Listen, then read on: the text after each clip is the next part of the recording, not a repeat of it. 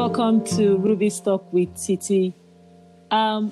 We are back with the part 2 of our recording from the last time. If you listen to the very first podcast I had with my friend Bimbo, we had talked about some of the things we were glad we knew going into marriage. So today we'll continue with the part 2. And the part 2 is more like, some of the things that you need to consider, before going into marriage.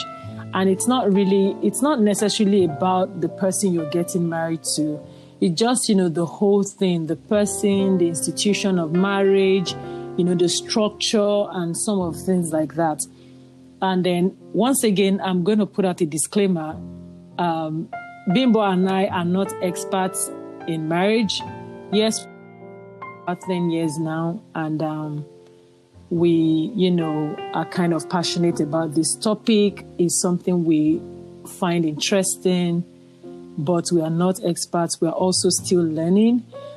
So please have that at the back of your mind as you listen. Our intents are very positive. We are hoping to just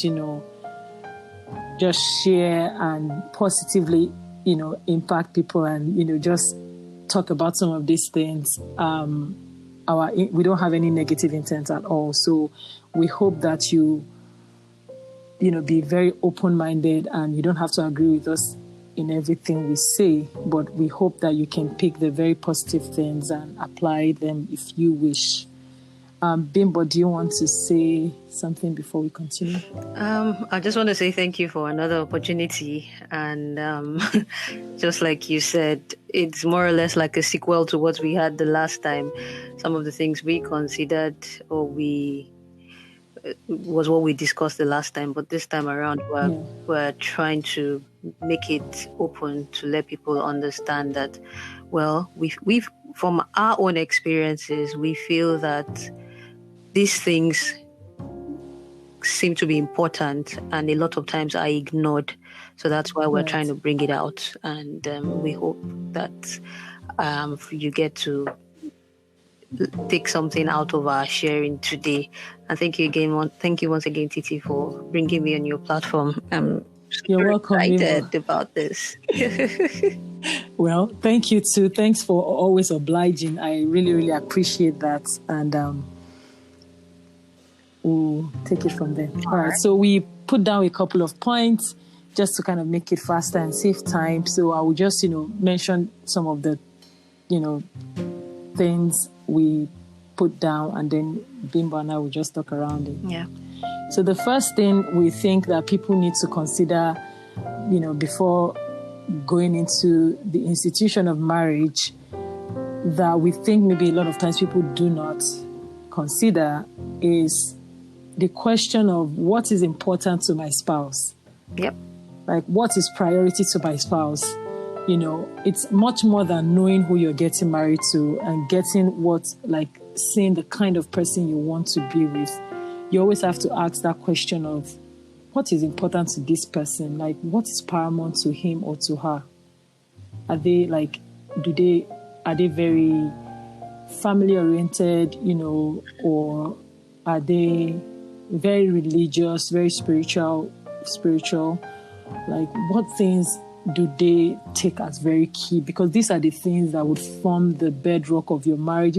These are the things that would at some point influence, build, or, I don't want to use the word destroy your marriage. If the things that are important to you are not important to your spouse, you're going to have a lot of struggle. And if the things that are important to your spouse are not important to you, at some point, both parties might get bored. So you want to consider what is important to your spouse. Yeah, that's true.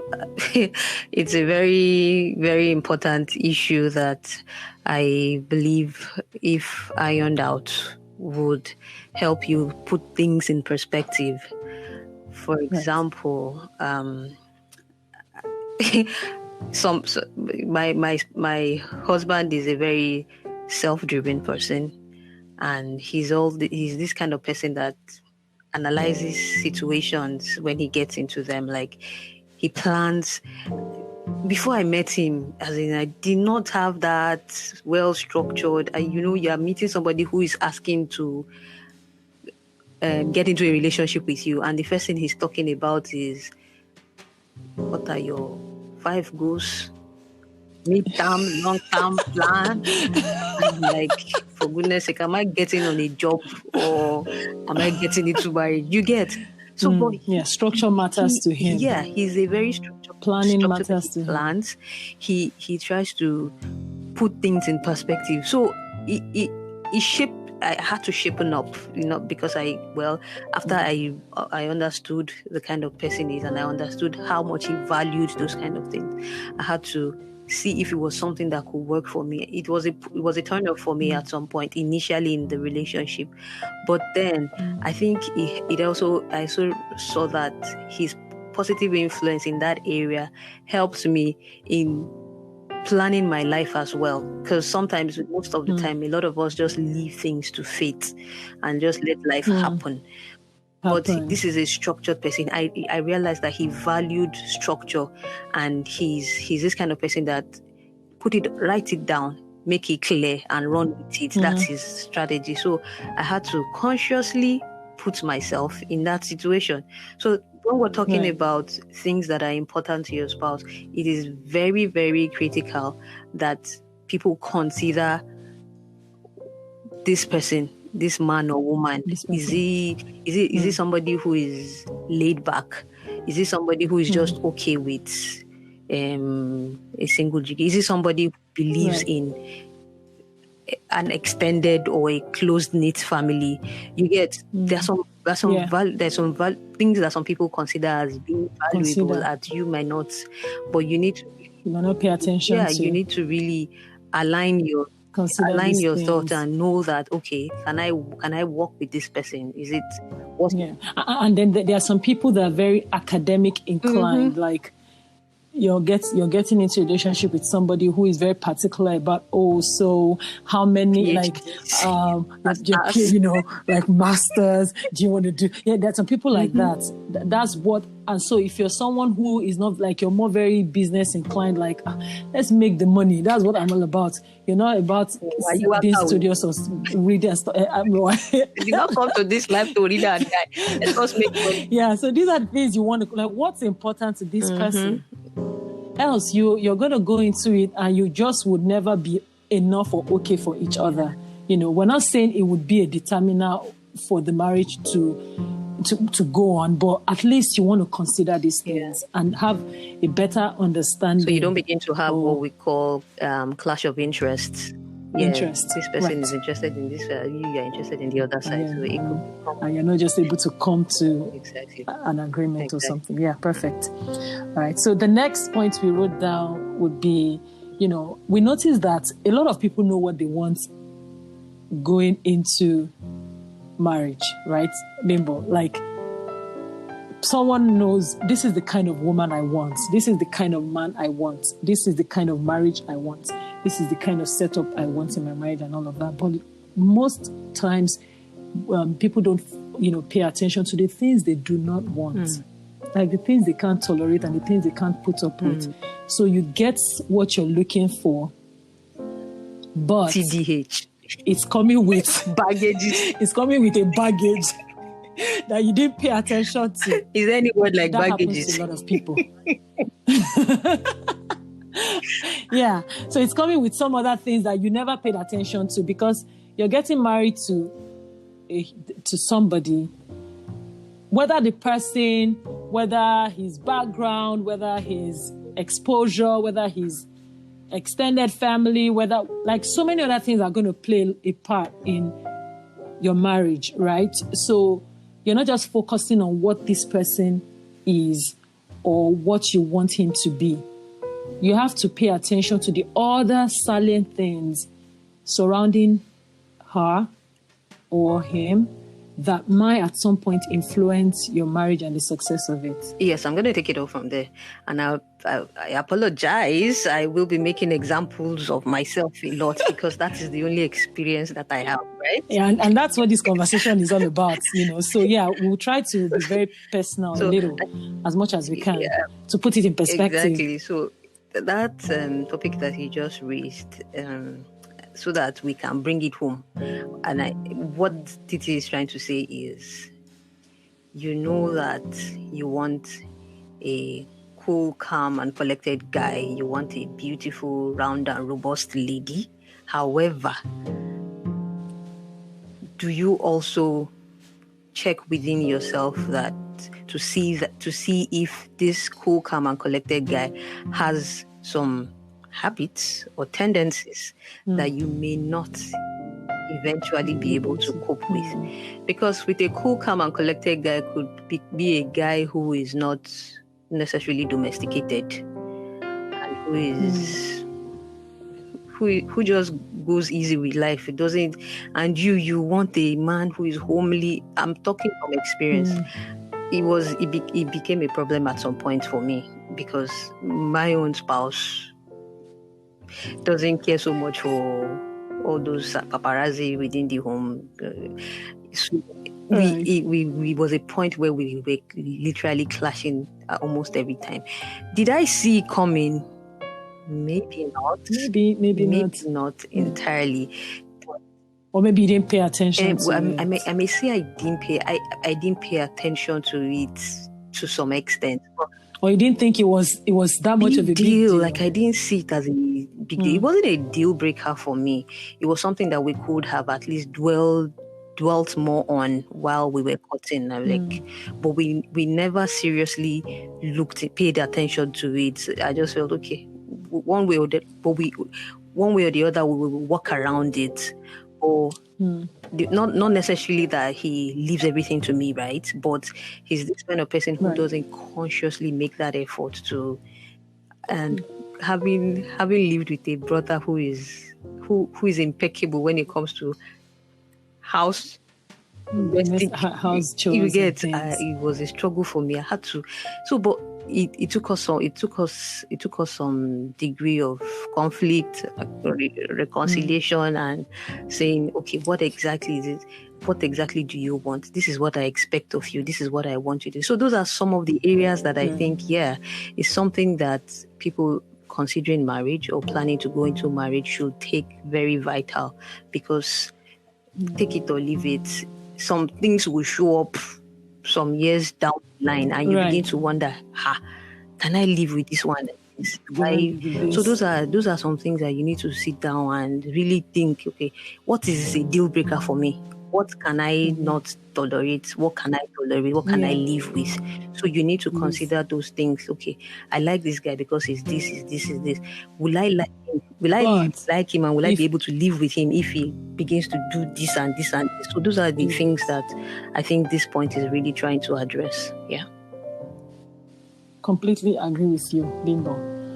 I think that will take us to the next point, because I'm going to be able to give an example on that third point, and it's the fact that people hardly change. People hardly change. Many people don't put this into consideration going into marriage, and we're not talking of only changing for good, even changing for bad. I'm just saying that you're marrying an adult, an older man and an older woman who has formed an habit or has a nature before you met them. Now you think because you're going to be married to this person, they'll suddenly change from who they used to be. Why would they not change? Maybe they love me. He says he loves me. You love me. If you love me, You do this for me, baby. So you have to have that at the back of your mind, that people hardly change.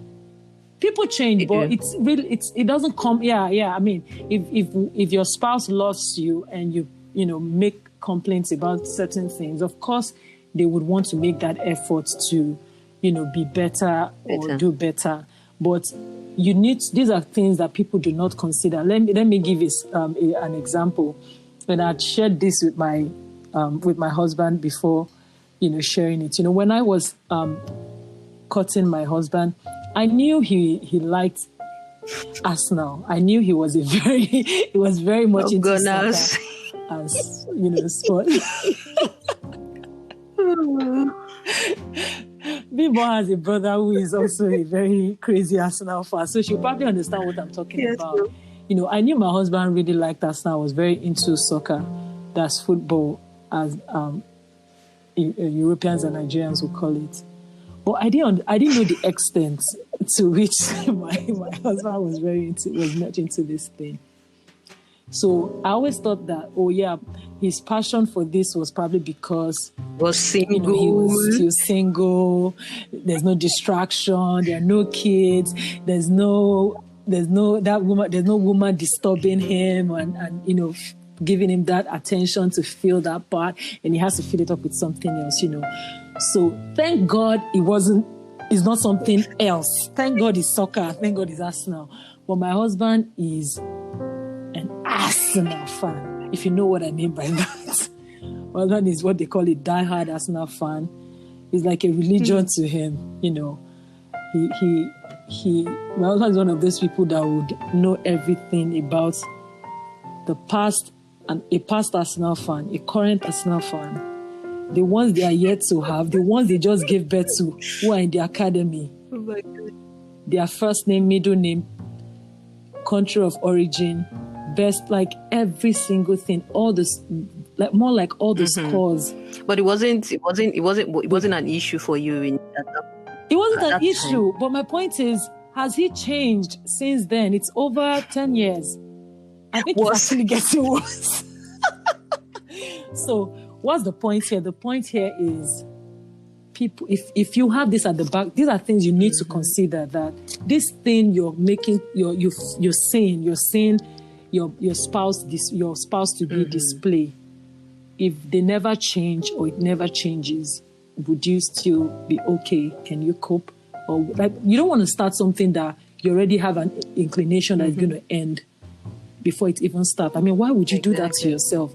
Like, don't make being how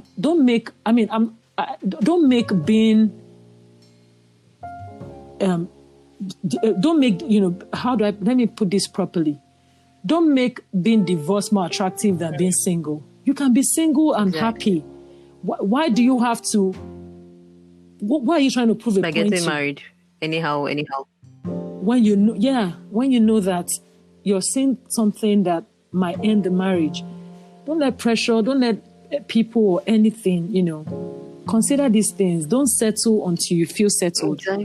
Exactly, right? So it's interesting that at least you saw it, and it's very closely related to the last point that we discussed about. But were you hoping that he would change at some point? Really, were you? I thought with myself and the kids as we come would become a good distraction, but no, we've not been able to topple Arsenal off the. It's okay. I mean, we get to join him sometimes when we can and have these discussions together, but it's just a point to say that people are who they are. Yeah, but you're able to accommodate this better because you had an open mind about it. This same situation that you just explained has ruined some homes, right?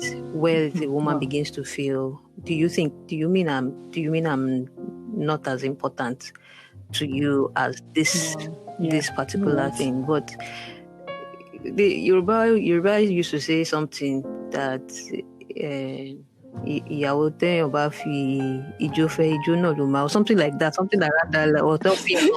Sorry for our non-Yoruba speaking like audience. Somebody you meet.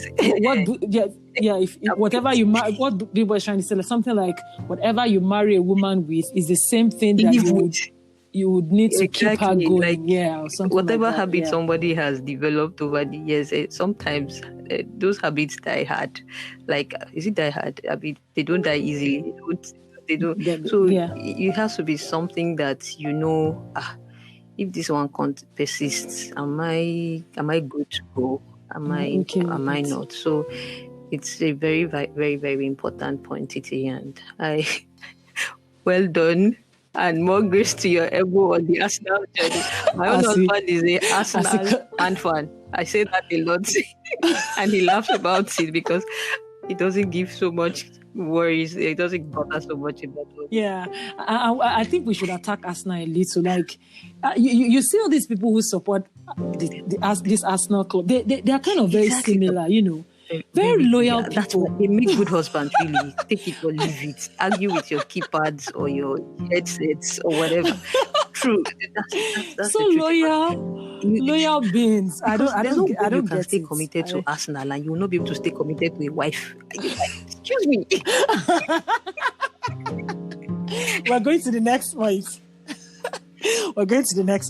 All right. So the next point is directed towards women, ladies, and it's on the issue of investment. You see, so I noticed there's a trend, right? Particularly amongst African, Nigerian women. There's this idea that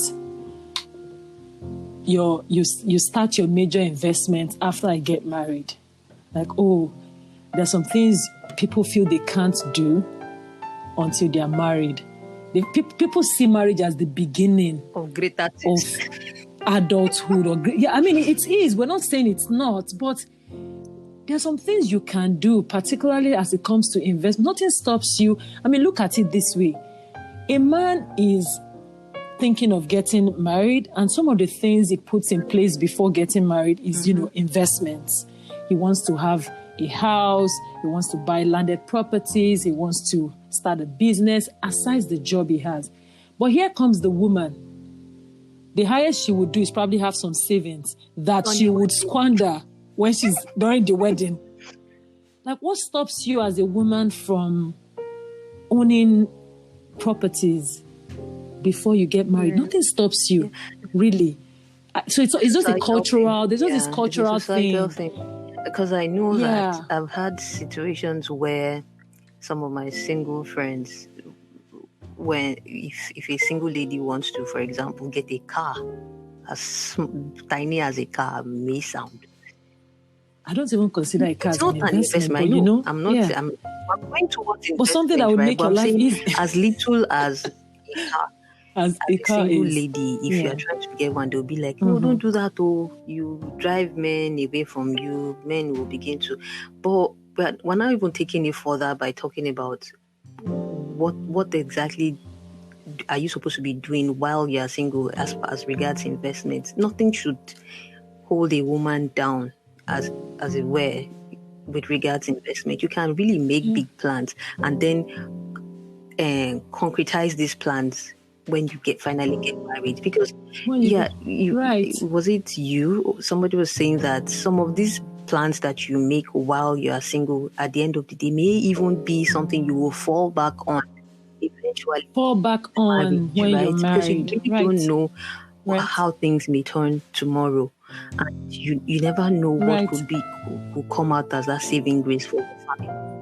And the interesting thing is, when you're even single, you have more, like, if you're interested in going into, if it's something you really want to do, or something I think every lady should actually consider doing, you have the time, you have the focus, to invest in a business, to invest in properties, when we were single, Bimbo, I recall I bought lots of shares. Where are the shares today? I heard the Nigerian government is lending our dividend. They're just borrowing it from us. They will return it, don't worry. But I wish I took it further. I remember someone telling me to come buy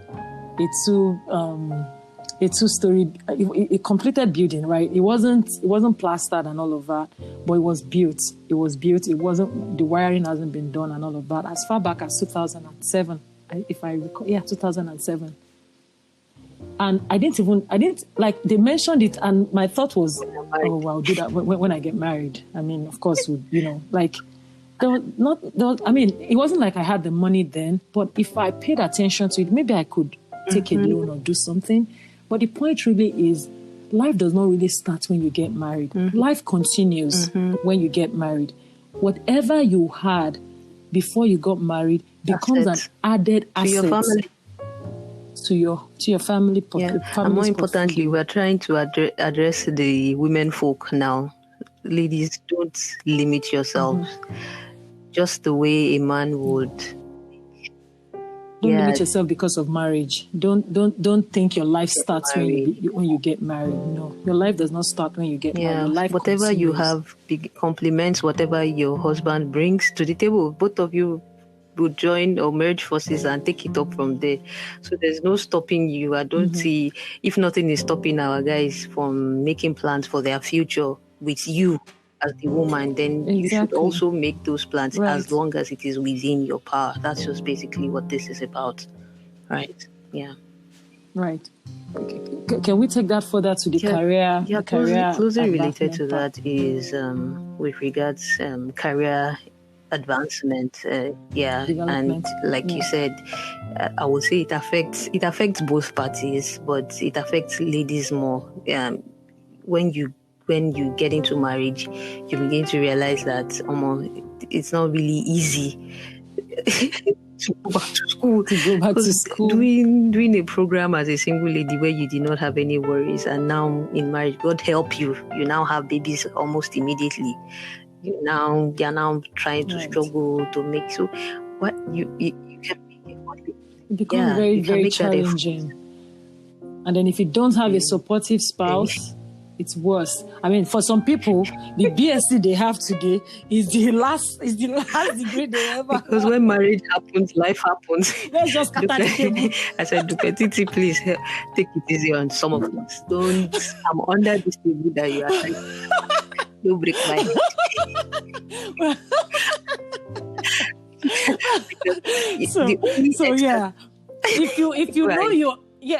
If you know you want to go to school, go to school. We're not saying you can't go to school after marriage, but it's harder. That's the point. It's more challenging.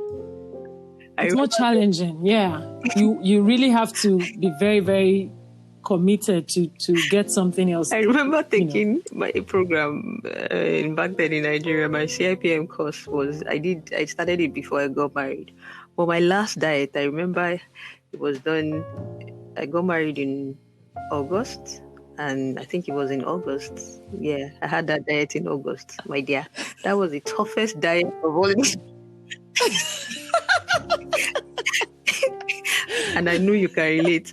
It was the toughest diet of all. Oh my God. I have done almost 4 or 5 diets before that time, and just one more lap, as in it was now more difficult. Like, there was no child, I was not pregnant, there was nothing wrong with me, but just because. Of course. But now you are thinking of 2 people. You want to eat, you now got coming and you say, baby, what's up? Yeah, you are struggling with the book in the that kind of thing. So it becomes more difficult. If you want to develop yourself, please, as much as it is within your power, do it while you don't have any baggage yet, because it gets tougher. It really does. Right. We're not saying it's not impossible, but it's tougher. A lot of people still get degrees even in marriage. I have a friend who got the doctorate degree as a married woman. Like some people are raised especially. Well, I'm sure she has. If you have a supportive spouse and somebody who takes everything off you, say, this book, just be reading it. So sometimes some people might even have supportive spouse, but logistics change. You know what I'm saying? Like, things change, everything changes. The kids are running around the house. Your spouse is maybe enjoying and relaxing. You're here trying When I say supportive spouse, Titi, I mean some men will tell their wives, baby, take care, don't bother with kids. Don't forget anything. Just forget about I'll take it up. Just this exam that you are doing, face it, you must pass. As in, we will eat bread, we will drink gari. If it's that we cannot cook, I'll sort that side for you. You just face the books. So if you have somebody like that, it even makes it easy a little Yeah, that's what Easier, I'm saying. right. But well, like we said, we're not saying that there are no people who had additional credentials after. A lot of people, Yeah, of but man, it course, takes a lot yeah. of sacrifice and a lot of I mean, effort, which you yeah, can't. right. I mean, I was still able to get a degree after marriage, but I know it was very tough. It wasn't like the ones I did before getting married. So it's tough. If you can do it It's more before getting advisable, married, yeah. do it. Don't delay. Yeah, I think exactly. that's our point here. So the next point, another thing we think people need to consider. Okay, we have 2 more points, Bimbo. The last one, I'm sure you're not aware of. I just added it. I think, and I think I would put that last. So let's take the 6th one. The 6th one is a lot of people don't consider who their spouse influencers are, or their circle of influence, or the people who advise your spouse. People don't pay attention to that. And this is very key. Your spouse circle of influence, advisors, who they listen to, what influences them. These things play a very major role in how your marriage is likely to turn out. You might be married to a fantastic person, but who does he listen to? Who does she listen to? Who talks? Whose advice do they take? What are the values of the people they listen to? These are the things that would form the bedrock of your marriage. And that's why you see 2 fantastic people sometimes, and they're struggling in the marriage because the pressure or the things influencing their relationship, the external factors influencing their relationship, is not healthy. Or I'll just quickly jump on that. It's something that also is very crucial.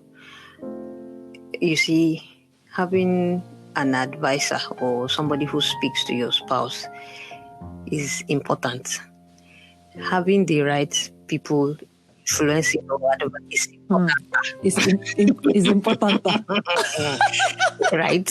Mother will say, if you get married to somebody who does not have any sort of leash, like there is nobody that you are setting yourself up for trouble if you end up with somebody who cannot listen to anybody, that does not have somebody that will say, hey, sit down there, and he will sit down. Hey, think about this. Or hey, think about that twice. Like, do you really want to do that? So if there's nobody like that in the life of your partner, it is worrisome.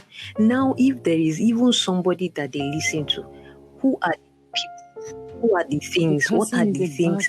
What values do these people uphold? Right? You might just be setting yourself up for trouble if you get married to somebody who is, for example, you're a first world lady, and you have somebody who is influenced by third world individuals. What I mean by that, sorry, I'm using my Institute of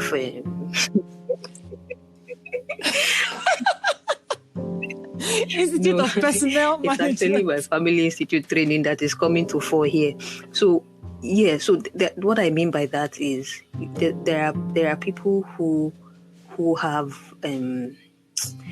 who hold on to tradition and think about traditional way of addressing things. Like, there's some people who believe that once a man talks in the house, the woman must not say anything, and those are the kind of people that now influence your husband. So even when he's doing, or your wife, or even your wife, even when he or she is beginning to act in ways that you feel, this is not rocket science now. This is the 21st century, for God's sake. Things are not done like this. But the people that are putting fire under your spouse's bum or that are helping you people they do not see this. They don't have the same values as you guys, or as you have. It becomes a really difficult situation because you're not operating on the same wavelength. So it matters a lot. It really does. Right. People, and I think people don't pay attention to this. It's very, very key. You'll be shocked. You'll be shocked how just one small influence some people, it's social media that influences their spouse. social media, like the things that go on social media. That's what influences their spouse. It's crazy. Their pastor. So if that, or some people is their pastor. My pastor said. That is okay. Kama in you. Daddy said. I'm sorry, I forgot that we have international audience and non-speaking, non-Yoruba speaking. I'm a very. So what she's saying is that, you know, some people breathe and live, they are men of God. You know, if I mean, we're not saying it's wrong. Well, too much of everything is not good. What we're just saying is that the people who influence your spouse have a major part to play in your marriage. So you want to put that into consideration. Before you get yourself in trouble. Very key. Before you get yourself in trouble. Yeah. And that's where people say things like love is not enough. There are marriages that have been torn apart today, not because the spouses don't love each other. So have that at the back of your mind. So the last point is that marriage is forever, or supposed to be forever. People don't consider this. It's over. It's. I've heard people say things. I've heard things where people, I've heard people say things like, let me be married first, like as if there's an option. You know what I mean? Like, let's just get married. Let's get married first, and then, like, more like so let's get married first, and then if this doesn't work out, then we can go our separate ways. People going to marry, and that's kind of the reason for a lot of marriages breaking up today. People don't see marriage as forever. They see that something I want to try and see, and then if it does, but really, you should go into marriage with the forever in your mind. That's what your hope should be. Aside,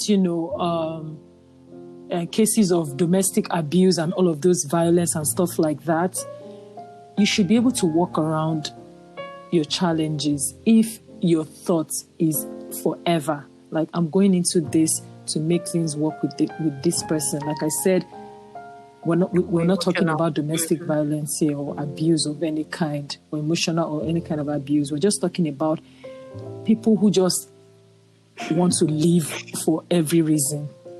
So a lot of people don't see marriage as forever. That's what you want to consider. Marriage is actually supposed to be forever. That's the intent. That's the plan of God for it, of the Creator for it. Yeah. So put that in your mind. This person, do I want to be with? And if you consider that point, which is the last point that we have there, if you consider this point, then it helps you in considering the other points that we have listed, right? So if you have that at the back of your mind, that this journey is a journey to forever, like the only exit is still death, right? If you have that at the back of your mind, then these other precursor points that we have listed would matter more to you, because you want to see what things can I tolerate, what are the deal breaker for me, what is the deal breaker for me, can I take this, can I handle this, do I want to do this, what is important to my spouse. Like, I think we missed the part that some spouse, what is important to them are children. They just want children. For you. Is that enough to go into marriage? You might find somebody like yourself. For you. That is all that matters to them too. Like that, to them. So these are things that you want to consider, I hope that we're able to touch on some of the things you were hoping we would talk about, and I hope you enjoyed this second session. Once again, I want to say thank you to Bimbo for joining me on this part 2. I'm very grateful, Bimbo, and I hope that our listeners will find this very resourceful and will come back, to listen to my next episode. All right. Thank you, and have a wonderful month of February. Have a wonderful day too. Good. Yeah.